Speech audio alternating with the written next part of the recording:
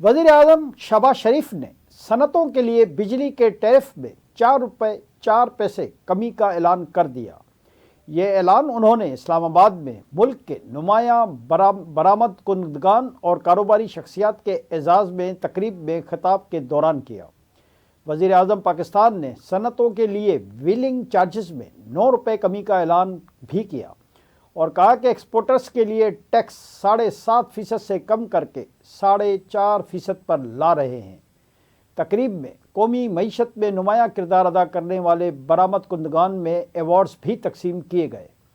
وزیر اعظم نے تقریب سے خطاب کرتے ہوئے کہا کہ آپ ایکسپورٹرز کی جتنی بھی تعریف کی جائے کم ہے۔